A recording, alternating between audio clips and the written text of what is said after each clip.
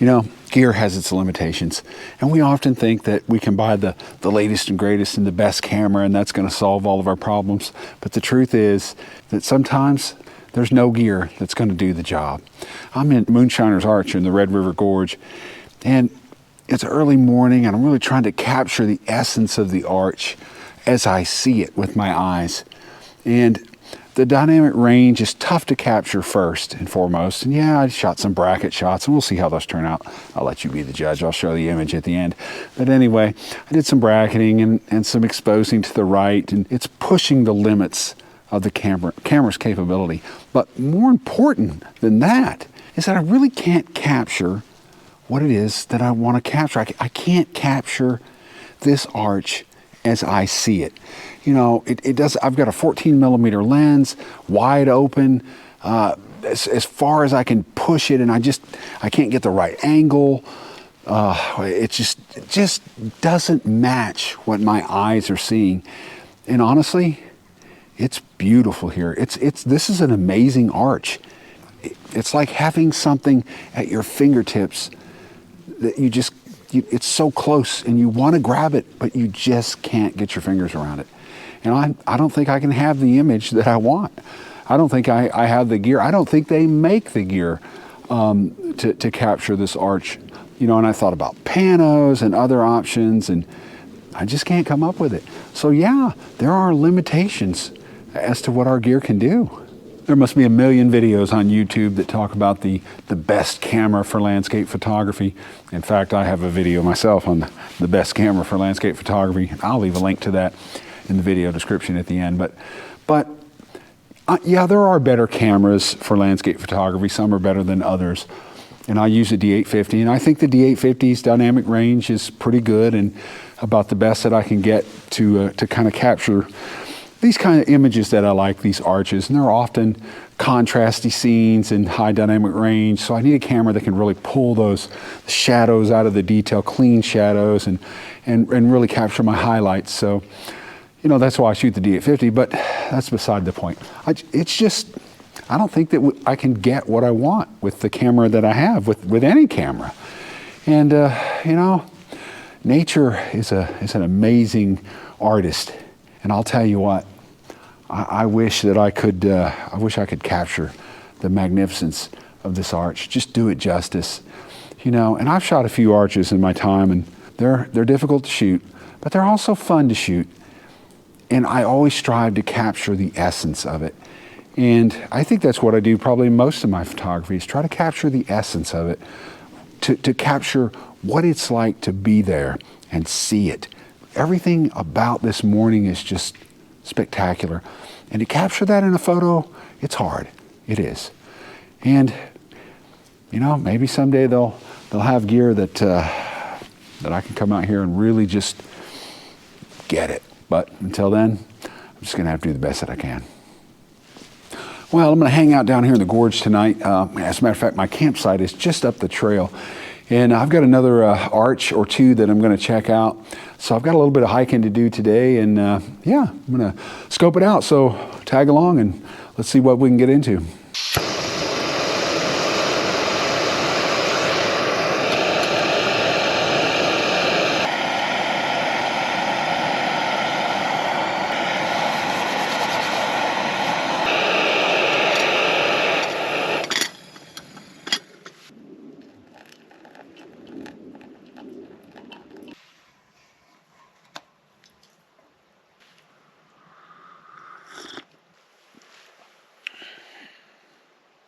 Well, I'm getting ready to set up camp here in a minute, and then after that I'm going to scour the area here and look for compositions. Maybe head to Unicorn Arch, check that out. And I'm right here by Moonshiner's Arch, so maybe a composition here this evening. Who knows? We'll see what the light does. So, you know, I was really wanting an image inside the arch looking out.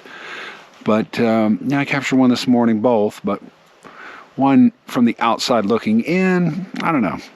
Sometimes you just don't know until you get back in post-processing and really take a look at these.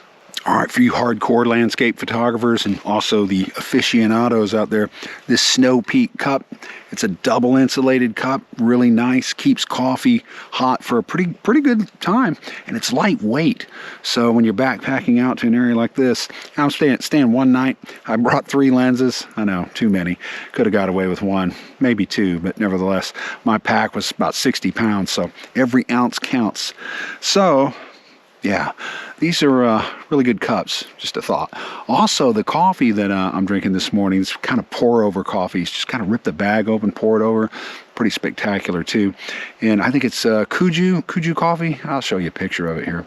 But anyway, I'm drinking the Dark Roast Bold Awakening. And no doubt, it's a bold awakening. I was talking this morning about how gear doesn't do it for you sometimes, and no matter what you do, no matter what gear you have, you just can't seem to capture your vision.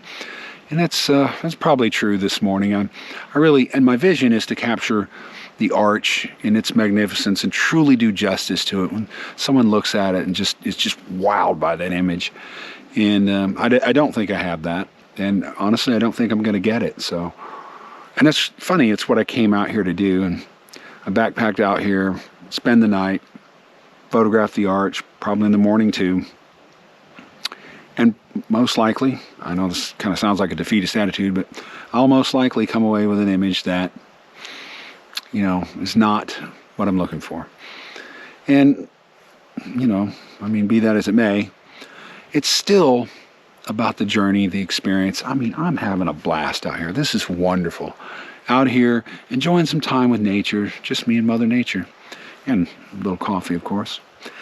So, yeah, pretty nice. Anyway, I got to get setting up camp.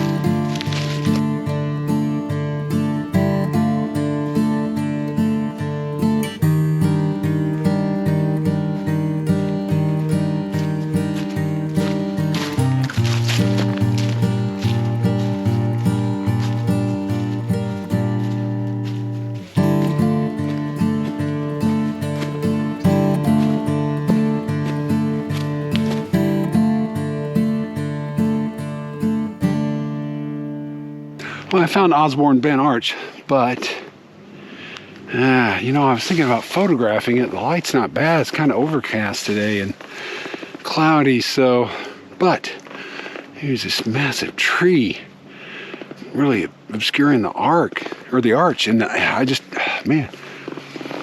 don't like it. I'm probably going to pass on it, and, I think this could be a good image. Just not sure with this tree down. That's just not going to work. But, maybe later this gets sawed up. Just all the green around it, just kind of encapsulates the arch. It's really, really nice. Maybe I could get it from the other side. I think I'll take a look and see.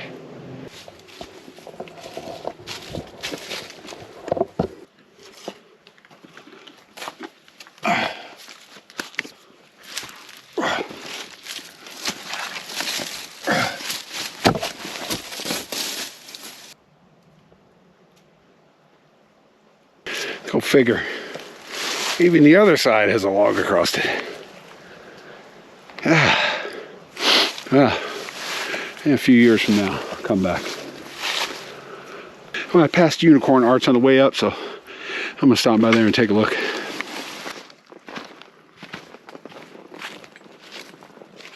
Well, you wouldn't know there was an arch up there if you didn't already know. It's not much to look at from down here, but from up there, if there were some icicles hanging from that arch, I think it'd be pretty nice. anyway, I'm definitely going to put that on the list. I really wasn't planning on photographing anything today. It was more of a scouting trip here, so, but I'm going to add this to the list. Nevertheless, I will definitely come back, maybe in the summer or spring. But I think that arch, there's something to it, and I'm going to try to photograph it. Well, I'm going to head back to camp and search for some firewood. See if I can build me a nice stack for tonight. And scope out some additional compositions at Moonshiner's Arch. Maybe one tonight and maybe one in the morning. Not sure, but we shall see.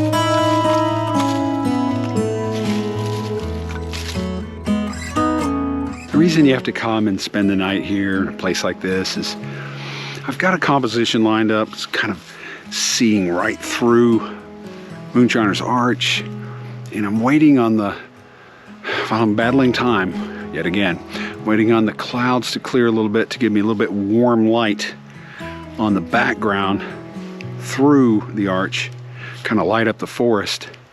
And I'm battling high dynamic range too, so I'm using a 3-stop ND filter to kind of take down the sky, and it's still not enough. But to get it in one exposure, I mean, I can bracket it, but I'd prefer not to. I'd like to kind of expose to the right and capture enough in the shadows and the highlights to make one exposure. Although there's no wind, if you're going to bracket, now's the time to do it. But you have to be on location in a place like this and hike out here, spend the night, you know, check out the sunset, the sunrise, different compositions, and you know, you could shoot this a million different ways and never think of that one composition that just really pops until you see it on somebody else's video or in somebody else's portfolio. But that's the breaks of landscape photography. It's really a game of patience. Well, I think I lost it. I'm not gonna get that warm light that I wanted, so. But I got about an hour before sunset, but still the sun is kind of ducked down over the horizon, so yeah. The only other thing that might save this composition is if I get a great sky, and that might kind of maybe light up the background of the image, and maybe the sky, add some color to the sky, and that might save the image, but I don't think I'm going to get that either. But anyway, I still got tomorrow morning to get back down and see what other kind of composition I can line up. So, yeah. You know, no image or great image, I mean, it matters. I mean, let's face it. I'd like to pull an award winner out of here, something that I'm really happy with, but, you know, I'm really enjoying this trip. It is so calm, peaceful, quiet here. It's just therapeutic.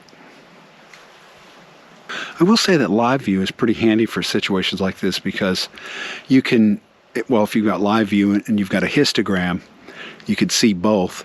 It's a really good way to judge your exposure and certainly in a high dynamic range situation, so you get a good balance, so you can kind of see the image in reality, and you can look at your histogram when you're battling the horns of death, so you can kind of balance out what you're actually seeing and the horns. So, oh, if you don't know what the horns are, I've got a video. I'll link that in the end in the video description. But it's basically high dynamic range situations and how to deal with the horns of death. So.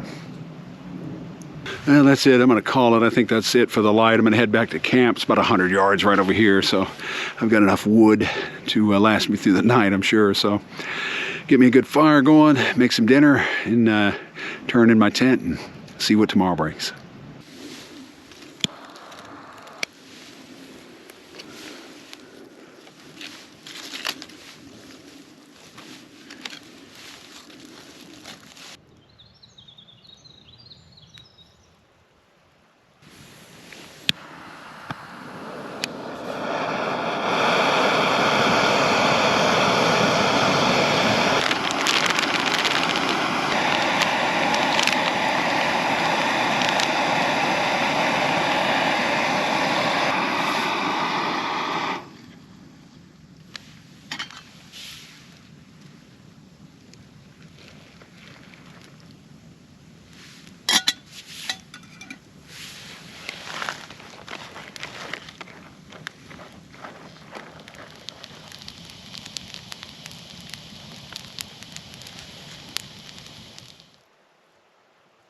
I'm pretty cozy in here. I guess that's it. It's about 9 o'clock. I'll see you guys in the morning.